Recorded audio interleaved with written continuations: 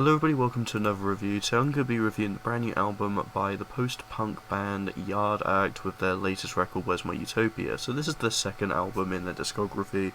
The debut record came out in 2022, titled The Overload, and this one was more of their post-punk sound. This one had more of a blend of art rock, pushing into some vibrant ideas, which made for a pretty good debut, but Where's My Utopia is completely different. For a band that mainly focus on post-punk, this one completely nosedives into more of a poppy dance rock sound.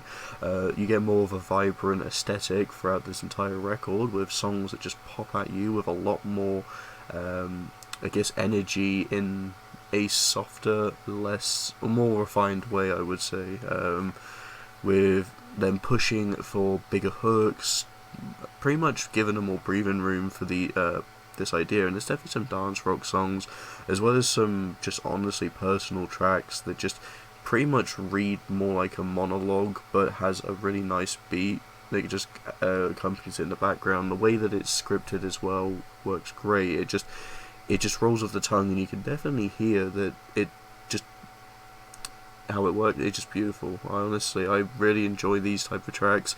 It reminds me of Blur a little bit, especially when they have little segments like in Park Life, which I know is it's not actually Damon Albarn singing that. I can't remember the comedian name. I'll put it here. Who pretty much done that little bit, but it's pretty iconic for them. And here you got kind of a sprinkle of that. So, each time it is accompanied by a soft, vibrant beat. And this is mainly on tracks like Blackpool Illuminations, where more of the serious stuff comes out, especially Down by the Stream, which this one kind of just comes off as just a soft rap rock instrumentations, but the way that the story just drives, it just starts nose deeping into some more serious topics. It goes from, just wanting to meet Down by Stream, but then you meeting up with someone that you used to bully, and you just can't look at yourself the same way again. The overall emotional writing here, while yes, you got some witty stuff on some tracks like Petroleum, I think here with tracks like Down by the Stream to even Blackpool Illuminations, there's a very serious heart-to-heart here that definitely drives a new force for the band, something that gives you a bit more comfort in how you feel, and something that you could possibly relate to. I feel like this album is trying to clench straws, not in a bad way of course, but definitely trying to appeal to a mass of people with some of these stories, because you might have been bullied, you might have bullied others, but people normally want to grow from that. So that's pretty much what I kind of gathered from especially this track, which definitely makes it one of my favourites, I'd say. But I honestly really enjoy the surprises the second half has.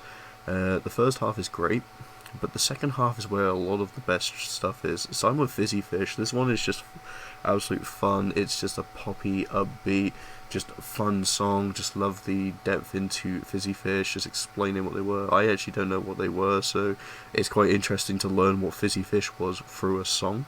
Petroleum's just been one of the singles that stood out to me the most. This one's just a bit more rock sounding, but it still focuses a lot more on this dancey direction that this album goes for. The biggest surprise is gotta be Grifter's Grief. I really enjoyed this one. I think just the overall structure of it has just been fun, but I love the distortion of madness towards the end, where they bring back a tiny little bit of post-punk. You just got this driving force of rock, punk energy with some pretty loud, heavy vocals to end it, which is just absolutely surprising, and just probably a really big shock, I think. I feel like this is for people who really liked the first stuff, so you're kind of not entirely just getting a whole new direction in the album. It still feels like Yard Act. I feel like this is a more refined, aged well sound. This is something I can definitely see aging really well for the band. And A Vineyard for the North is just a great way to end this record off. It's just such a fantastic track. Catchy, upbeat. And the thing I really enjoy about some of these tracks is they really feel like Gorillaz songs to me. Some of the songs like the Undertow, Dream Job, Vineyard for the North, and even some of Grifter's Grief, the Star at least, they just have this very much feel of Gorillaz with this more alternative sound, especially some of it reminded me of Plastic Beach with its more electronic components, but here, this is definitely just nice to see. I kind of get a little bit of Blur and Gorillaz as a source of inspiration, but at the same time they're driving into some whole new ideas that feel so refreshing, and the fact they went from post-punk to this is actually really shocking, but I think the payoff is definitely worth it and made for an interesting listen. Overall, I'm going to give this album a 3.5 out of 5. It is a great album. I definitely recommend this one. That's all I really have to say, so I hope you'll enjoy. Thank you so much for watching, and see you next video. Bye. Hello, it's me again. I wanted to put this in the video, but I actually forgot to mention it, so I'm putting it at the end just so I don't keep this video any longer than it should be, and I wanted to get to the review point first of what I was talking about. So I am going to start work on Thursday, and this is going to be a job where I'm spending a lot of my time working, at least for it's basically a rotational shift where I'm working pretty much most of each day until I get my 4 days off, but because of that I will try and do as many reviews as I can, but I'm also going to need time to focus on work, so there will be less reviews on this channel, as I can see, because I've been posting quite a lot recently, especially with March the 1st and with some of the new albums. I've already gone through almost every album I wanted to talk about from this Friday, but from last Friday even, but yeah, just a heads up, I think until Thursday I will try and do my reviews, but